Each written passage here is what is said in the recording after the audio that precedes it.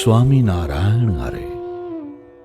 સંવંત 1877ના કાર્તિક સુધી પૂનમને દિવસ સ્વામી શ્રી સહજાનંદજી મહારાજ ગામ શ્રી કારિયાણી મધ્યે વસતા ખાચરના દરબારમાં ઉગમણે બાર ઓરડાની ઓસરીએ ઢોલિયા ઉપર વિરાજમાન હતા અને ધોળો ખેસ પહેર્યો હતો ને ધોળી છીંટની ડગલી પહેરી હતી અને ધોળો ફેંટો બોકાની સહિત બાંધ્યો હતો અને પોતાના મુખારવિંદની આગળ પરમહંસ તથા દેશ દેશના હરિભક્તની સભા ભરાઈને બેઠી હતી.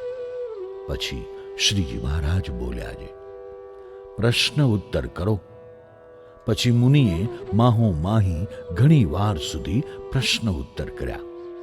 તેમાં સ્થૂલ, સૂક્ષ્મ અને કારણ એ ત્રણ શરીરનો વિચાર નિસર્યો તથા વિરાટ, સૂત્રાત્મા અને અવ્યાકૃત એ ત્રણ શરીરનો વિચાર નિસર્યો. પછી શ્રીજી મહારાજ બોલ્યા છે, કારણ શરીર છે એ જીવની માયા છે. તે જ કારણ શરીર તે સ્થૂલ, સૂક્ષ્મ રૂપે થાય છે. માટે સ્થૂલ, સૂક્ષ્મ અને કારણ એ ત્રણ જીવની માયા છે.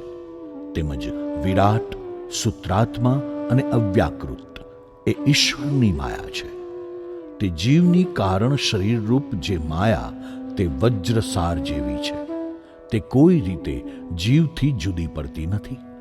માટે જ્યારે એ જીવને સંતનો સમાગમ મળે ને સંતને વચને કરીને પરમેશ્વરનું સ્વરૂપ ઓળખ્યામાં આવે ને તે પરમેશ્વરના સ્વરૂપનું ધ્યાન કરે ને તે પરમેશ્વરના વચનને હૃદયમાં ધારે, તેણે કરીને એ કારણ શરીર છે તે બળીને ખોખા જેવું થઈ જાય છે. જેમ આંબલીનું બીજ હોય ને તે બીજની છાલ બીજ સાથે અતિ દ્રઢ ચોંટી હોય, પછી તેને જ્યારે અગ્નિમાં શેકે ત્યારે તે છાલ દાઝીને ખોખા જેવી થઈ જાય ને પછી હાથમાં લઈને ચોળે તો જુદી થઈ જાય. તેમ ભગવાનનું ધ્યાન ને ભગવાનનું વચન તેણે કરીને કારણ શરીર શેકાઈને આંબલીના ફોતરાની પેઠે જુદું થઈ જાય છે. અને તે વિના બીજા કોટી ઉપાય કરે તોય પણ કારણ શરીર રૂપ જે અજ્ઞાન તેનો નાશ થતો નથી. એવી રીતે શ્રીજી મહારાજે વાર્તા કરી.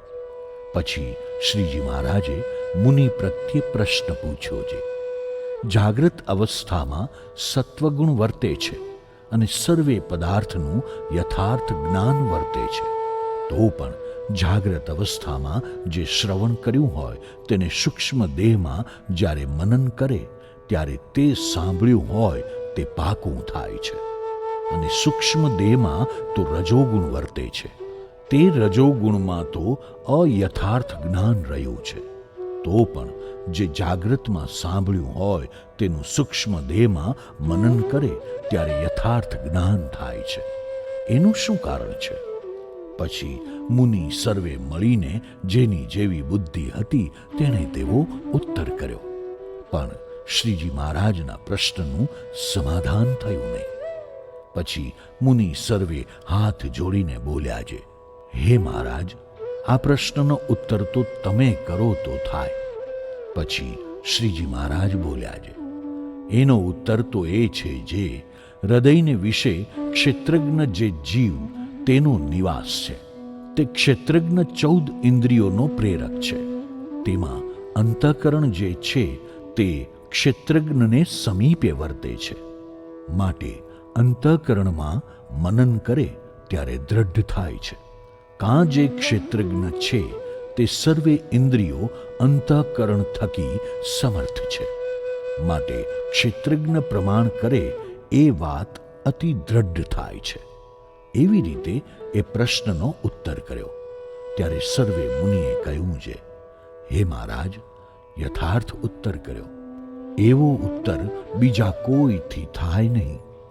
પછી શ્રીજી મહારાજ બોલ્યા છે, ગમે તેવો કામી, ક્રોધી, લોભી, લંપટ જીવ હોય અને જો આવી રીતની વાતમાં વિશ્વાસ રાખીને પ્રીતિએ કરીને સાંભળે તો તેના સર્વે વિકાર ટળી જાય છે. જેમ કોઈ પુરુષને પ્રથમ તો કાચા ચણા ચાવે એવું દાંતમાં બળ હોય ને તે જો કાચી કેરી સારી પેઠે ખાય તો તેથી ભાત પણ ચવાય નહીં, તેમ ગમે તેવો કામાદિકને વિશે આસક્ત હોય પણ આવી રીતની વાતને આસ્તિક થઈને શ્રદ્ધાએ સહિત સાંભળે તો તે પુરુષ વિષયના સુખ ભોગવવાને સમર્થ રહે નહીં. અને તપ્તકૃચ્છ ચાંદ્રાયણાદિક વ્રતે કરીને જો દેહને સૂકવી નાખે તો પણ જેવું આવી ભગવદ્ વાર્તા સાંભળનારાનું મન નિર્વિષય થાય છે તેવું તેનું થતું નથી. અને આવી વાર્તા સાંભળીને જેવું તમારું સર્વેનું મન નિર્વિકલ્પ થતું હશે તેવું ધ્યાન કરતા હશો તથા માળા ફેરવતા હશો ત્યારે નહીં થતું હોય. માટે વિશ્વાસ રાખીને પ્રીતિએ સહિત જે ભગવાન પુરુષોત્તમ નારાયણની વાત સાંભળવી, એથી બીજું મનને સ્થિર થવાનું ને નિર્વિષય થવાનું કોઈ મોટું સાધન નથી. ઇતિ વચનામૃતમ. એવી રીતે કાર્યાણીનું 12મું વચનામૃત થયું.